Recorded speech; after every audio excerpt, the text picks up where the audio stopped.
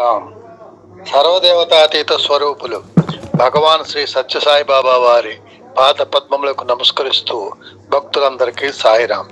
శ్రీకృష్ణుడు శ్రీ సత్యసాయి గ్రంథములో ఈరోజు అక్షయ పాత్ర అనే శీర్షికతోటి పాండవులు అరణ్యవాసానికి బయలుదేరారు. అప్పుడు వారికి ధౌమ్య మహర్షి కనిపించి ధర్మరాజుతో సూర్య భగవానుని గురించి తపస్సు చేయమని సలహా ఇచ్చాడు. ధర్మరాజు ధర్మతత్పరతకు మెచ్చి సూర్య భగవానుడు ఒక అక్షయ పాత్రను ప్రసాదిస్తూ, ఈ అక్షయ పాత్రను మీరు దగ్గర ఉంచుకొనండి. దీనివల్ల ద్రౌపది ఎంతమంది అతిథులకైనా ఆహారం వడ్డించవచ్చు. చివరకు ద్రౌపది భోజనం అయిన తర్వాత ఆనాటికి ఈ పాత్రలో శక్తి పోతుంది అని వచించాడు. పాండవులు అరణ్యాలలో ఉంటున్నప్పటికీ ప్రతిరోజు ఎందరో బ్రాహ్మణులు అతిథులు వచ్చి పాండవులను దర్శించి కుశల ప్రశ్నల అనంతరం భోజనం చేసి వెళుతున్నారు. అతిథుల భోజనాలు అయిన తర్వాత ధర్మరాజు, తర్వాత భీమార్జునకులు, సహదేవులు భుజిస్తున్నారు. చిట్ట చివరకు ద్రౌపది భోజనం చేస్తున్నది. ఒక రోజున కుటిల బుద్ధి అయిన దుర్యోధనుడు పంపగా దూర్వాస మహర్షి శిష్యులతో సహా అరణ్యంలో ఉన్న పాండవుల దగ్గరకు ఆతిథ్యం స్వీకరించడానికి వచ్చాడు. అప్పటికి అందరి భోజనాలు అయినాయి. ద్రౌపది భోజనం కూడా పూర్తయింది. శిష్య పరివారంతో వచ్చిన దూర్వాసునికి భోజనం ఎలా పెట్టాలి అనుకుంటూ ముందుగా వారిని సమీపంలో ఉన్న నదిలో స్నానం చేసి రమ్మన్నాడు ధర్మజుడు. ఆ రోజుకు అక్షయ పాత్రను ఉపయోగించడం అయిపోయింది కదా, మరి వారందరికీ భోజనం ఎలా వస్తుందని ద్రౌపది బాధపడి కృష్ణ పరమాత్ముడిని స్మరించింది. ఆ క్షణంలో కృష్ణ పరమాత్ముడు అక్కడకు వచ్చాడు. ఆ అక్షయ పాత్రను తన చేతిలోనికి తీసుకుని అడుగున ఉన్న ఒక మెతుకును తాను ఆరగించాడు. ఫలితంగా విచిత్రంగా దుర్వాస మహర్షికి శిష్యులకు విందు భోజనం చేసినట్లు కడుపు నిండిపోయింది. ఇక అప్పుడు పాండవుల దగ్గరకు వెళితే ధర్మజుడు భోజనం చేయమని బలవంత పెడతాడని వారంతా అటు నుంచి అటే వెళ్ళిపోయారు. ఆ విపత్తు నుంచి తమను ఉద్ధరించినందుకు పాండవులంతా కృష్ణ పరమాత్మనికి అంజలి ఘటించారు. ఆ అక్షయ పాత్రలో ఒక్క మెతుకైనా ఉంటే ఆ కాస్త ఆహారం అక్షయంగా వృద్ధి కావడం ఆ అక్షయ పాత్ర లక్షణం. అది ద్వాపర యుగంలోని సన్నివేశం. భారతంలోని అరణ్యపురంలో ఉన్నది. భగవాన్ శ్రీ సత్యసాయిబాబా వారు ప్రసాదించిన అక్షయ పాత్ర అంతకన్నా విశిష్టమైంది. పూర్వకాలంలో కానీ ఈ కలియుగంలో కానీ ఇటువంటి అక్షయ పాత్రను ఎవరూ కని విని ఉండరు. బీహార్లోని మిథిలా జిల్లాకు, నేపాల్లోని మరొక ప్రాంతానికి చెందిన 9 మంది భక్తులు ఒకసారి వచ్చి భగవాన్ శ్రీ సత్యసాయిబాబా వారిని సందర్శించారు. వారంతా వివిధ శాఖలలో విజ్ఞాన శాస్త్రంలో పోస్ట్ గ్రాడ్యుయేషన్ చదివిన వారు, కొందరు డాక్టరేట్లు కూడాను. వారంతా 30-36 సంవత్సరాల మధ్య వయస్కులు, ఆధ్యాత్మికంగా పరిణతి చెందినవారు. వారితో పాటు మరొక 2 108 సంవత్సరాల వయస్సు గల స్వామి వామదేవ మహారాజు, స్వామి విరజానంద మహారాజు, నిన్న మనం చదువుకున్న విరజానంద గురించి, ఉన్నారు. స్వామి ప్రతిరోజు వారిని పిలిచి వారికి సత్సంగంలో, సాధనలో తగిన శిక్షణ ఇచ్చేవారు. తరువాత వారిలో 2 సాధకులను స్వామి ప్రశాంతి నిలయానికి రమ్మన్నారు. వారికి ప్రత్యేకమైన ఇంటర్వ్యూ ఇచ్చి భగవాన్ బాబా వారితో ఇలా అన్నారు: ద్వాపరయుగంలో సూర్య భగవానుడు ఒక దివ్య పాత్రను ధర్మజునికిచ్చి ఆశీర్వదించాడు. ఆ పాత్ర మహిమ వల్ల ద్రౌపది అతిథులకు, తన భర్తలకు భోజనం పెట్టేది. ఏ పదార్థమైనా అందులో వేస్తే అది ఆ పదార్థంతో అక్షయమయ్యేది. నేను ఇప్పుడు మీకు ఇవ్వబోయే పాత్ర అంతకంటే అద్భుతమైనది. నేను మీకు ఇవ్వబోయే పాత్రలో ముందుగా పదార్థాన్ని వేయటం కానీ ప్రార్థించటం కానీ అవసరం లేదు. అక్కడ ఇచ్చినదేమో ఒక్క మెతుకైనా మిగిలి ఉంటేనే అక్షయము. ఇక్కడ ఏమంటున్నారంటే అందులో ఏమీ లేకపోయినప్పటికి కూడా, దాంట్లో ఏ పదార్థం లేకపోయినా, వేయవలసిన అవసరం లేకపోయినా అది మీకు అక్షయ పాత్ర అవుతుంది. మీకు ఆకలి వేస్తున్నట్లు నాకు తెలిస్తే చాలు, నా సంకల్పం వల్ల ఆ పాత్ర మీకు కావలసిన ఆహారంతో నిండిపోతుంది. భోజనమే కాదు, మీకు కావలసిన పాలు, పళ్ళు, పళ్ళరసాలు, అవసరమైన ఇతర పదార్థాలు అన్నిటినీ ఈ పాత్ర నుంచి మీరు పొందగలుగుతారు. ఈ పాత్రను తీసుకుని వెళ్ళి హిమాలయ పర్వతాలలోని నరనారాయణ గుహలో బస చేయండి. ధ్యానం ద్వారా పూర్వజన్మలలో సాధించలేని దానిని ఇప్పుడు సాధించండి అని భగవాన్ బాబా అప్పటికప్పుడు ఆ పాత్రను సృష్టించి వారికి ప్రసాదించారు. ఆ ఇద్దరు స్వాములకి, వామదేవ మహారాజుకి, విరజానందకి. తర్వాత అక్కడ నుంచి ఆ 11 మంది బయలుదేరి 1 సంవత్సరం పాటు నేపాల్ ప్రాంతాలలోని హిమాలయాలలో గడిపారు.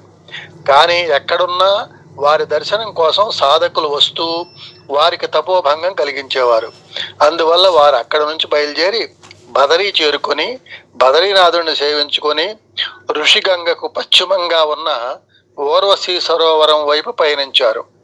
1984 సంవత్సరం జూన్ మాసం ఉదయం 11 గంటలకు వారు ఊర్వశీ కుండుకు చేరుకున్నారు.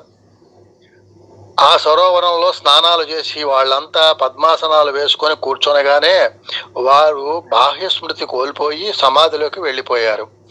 ఆ సమాధిలో 1-2 గంటలు కాదు, 18 రోజులు గడిచిపోయాయి. హిమాలయాలలో 18,000 అడుగుల ఎత్తులో పీల్చడానికి కూడా తగినంత ప్రాణవాయువు లేని చోట ఒక వంక ఈదురుగాలులు, వేరొక వంక విపరీతమైన చలి ఉన్న ఆ ఆరు బయట వారు 18 రోజులు సమాధిలో ఉండగలగడం భగవాన్ బాబా దివ్య సంకల్పం తప్ప మరొకటి కాదు. ఆ తర్వాత స్వామి చెప్పిన నరనారాయణ గుహ వారికి కనిపించింది. అది అక్కడనే 20 అడుగుల ఎత్తులో ఉన్నది. లోపల ఒక ప్రక్క స్వచ్ఛమైన సెలయేరు ప్రవహిస్తున్నది. అవి త్రాగటానికి మంచినీరు. చేతిలో స్వామి ప్రసాదించిన అక్షయ పాత్ర. ఇక వారు ఆ గుహను ఆశ్రమంగా మార్చుకొని ఒక చోట శ్రీ సత్యసాయి భగవాన్ పూజా మందిరం ఏర్పాటు చేసుకుని స్వామి పాదాల దగ్గర మంత్ర సహితంగా అక్షయ పాత్రను ఉంచి పూజించారు. ధ్యానం, పూజ, హారతి వారి నిత్య కృత్యాలు. ఆ సాధకులు తెల్లవారుజామున 2 గంటల ప్రాంతాలలో మేల్కొనేవారు. 4 గంటలకల్లా స్నానాలు ముగించుకొని స్వామి భజనలు చేసి హారతి ఇచ్చేవారు. పూజ అనంతరం అక్షయ పాత్ర మూత తీసి చూస్తే వారికి అవసరమైన భోజనం తాజాగా తయారు చేయబడి ప్రత్యక్షమయ్యేది. ఆ ప్రసాదాన్ని వారు సంతోషంగా ఆరగించేవారు. మరలా సాయంత్రం పూజలు, హారతి. రాత్రి 8ంటికి అక్షయ పాత్ర నిండా కాచిన పాలు ఉండేవి. ఇలా తనను నమ్ముకున్న సాధకులకు భగవాన్ బాబా అక్షయ పాత్రను ప్రసాదించి 18,000 అడుగుల ఎత్తులో ఉన్న హిమాలయాలలో వారికి నివాసం చూపించి ఆహార సమస్య లేకుండా చేశారు. వారంతా ఒకసారి వరుసగా 3 రోజులు అంటే 70 గంటలు పైగా సమాధిలో ఉండిపోయారు. 3వ రోజు తెలివి వచ్చిన తర్వాత అక్షయ పాత్ర మూత తీసినప్పుడు వారికి మామూలు భోజనం బదులు రుచికరమైన పళ్ళరసం నిండి ఉంది. ఉపవాసం అనంతరం పళ్ళరసమే ఆరోగ్యానికి మంచిది. ఆ విధంగా వారికి ఏ వస్తువు ఆరోగ్యమో అవసరమో వాటిని భగవాన్ ఈనాటికి సమకూరుస్తున్నారు. భగవాన్ బాబా చేత పంపబడిన ఈ సాధకుల్ని గమనించి అక్కడి యోగులు, సిద్ధపురుషులు కొందరు సంతోషంతో వీరి గుహకు వచ్చేవారు. వారు 500 నుంచి 100 వయసులో ఉన్నవారు. ఆ యోగులు వచ్చినప్పుడు ఆ అక్షయ పాత్రలోని రుచికరమైన ప్రసాదాన్ని ఆరగించి ఆనందించేవారు. భగవాన్ బాబా నెలకొక పర్యాయం ఆ గుహలో సాధకులకు సాక్షాత్కరించి వారి ఆధ్యాత్మిక అభివృద్ధికి తగిన సూచనలు ప్రసాదిస్తున్నారు.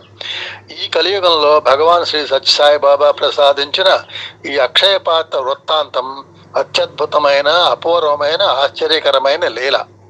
స్వామి కృష్ణదాస్ బాబా అనే ఒక గొప్ప జ్ఞాని హిమాలయాలలో తపస్సు చేసుకునే సమయంలో ఒకనాడు ఆయనకు ఒక దివ్యవాణి వినిపించింది. ఏమనంటే, శ్రీ మహావిష్ణువు ఇప్పుడు మానవ రూపంలో ఆంధ్రదేశంలో పుట్టపర్తిలో నివసిస్తున్నారు. వీలైనంత త్వరలో అక్కడికి వెళ్ళి దర్శనం చేసుకో అని స్వామి కృష్ణదాస్ బాబాకు వినిపించింది ఆకాశవాణి, దివ్యవాణి. ఆ దివ్యవాణిని విన్న కృష్ణదాస్ బాబా మహదానందం పొంది పుట్టపర్తికి బయలుదేరారు. ఆ సాధు పురుషుడు ప్రశాంతి నిలయం చేరుకోగానే భగవాన్ బాబా బయటకు వచ్చి ఆయనతో, ఎలాగైతేనేం నీవు వచ్చావన్నమాట అని పలకరించారు. అప్పుడు కృష్ణదాస్ బాబా, అవును ప్రభు, నాకు మోక్షం ప్రసాదించడానికి మీ వద్దకు పిలిపించుకున్నారా అని ప్రశ్నించారు. అప్పుడు బాబా, మోక్షం సంగతి తరువాత, అంతకు ముందు నీవు కొన్ని సేవా కార్యక్రమాలు చేపట్టాలి. నీవు వెళ్ళి మహారాష్ట్రలో రేవుదండ జిల్లాలో గల చౌల్ అనే గ్రామంలో కొండ మీద దత్తాత్రేయ మందిరం ఉన్నది. అక్కడ పూజారిగా ఉండు. ఆ కొండకు 500 మెట్లున్నాయి. నీవు ఏ వస్తువు కోసము కిందకు రానవసరం లేదు. నీకు అన్నవస్త్రాలు ప్రసాదించి విభూతిని కూడా చాలినంత ఏర్పాటు చేస్తాను. నీకు ఒక అక్షయ పాత్ర ఇస్తాను. దానిలో నీకు ఆహారము, విభూతి ఏది అవసరమో అది ఏర్పాటు చేస్తాను. నీవు ఆ మందిరంలో నిత్య పూజలు చేస్తూ అక్కడికి వచ్చిన భక్తులందరికీ దివ్య విభూతిని కొద్ది కొద్దిగా ఇస్తూ ఉండు. దానివల్ల వారికి శుభములు కలుగుతాయి. ఈ విధంగా నీవు కొన్ని సంవత్సరాల పాటు చౌల్ గ్రామం, ఆ చుట్టుప్రక్కల అనేక గ్రామాల ప్రజలకు సేవ చేసి తరువాత మోక్షం కొరకు ప్రార్థించు అని అక్షయ పాత్రను ప్రసాదించి ఆశీర్వదించి పంపారు. కృష్ణదాస్ బాబా మహారాష్ట్రలో ఆ కొండ మీద దత్తాత్రేయ మందిరంలో పూజారిగా ఉండసాగారు. అక్కడ ఆయనకు ఏ కొరత లేకుండా ప్రతిరోజు అక్షయ పాత్రలో ఆహారం వస్తుంది. ప్రతి గురువారం బాబా ప్రసాదించిన ఈ పాత్ర నుంచి వచ్చే విభూతిని స్వీకరించడానికి దాదాపు 1000 మంది వరకు భక్తులు వస్తుంటారు. బాబా దయ వల్ల వారందరికీ ఆరోగ్యము, చక్కని ఆనందానుభూతులు కలుగుతున్నాయి అని అక్షయ పాత్ర గురించి ఈ రోజు ఇచ్చినటువంటి సంఘటనలను మనం తెలుసుకున్నాం. సాయిరామండి.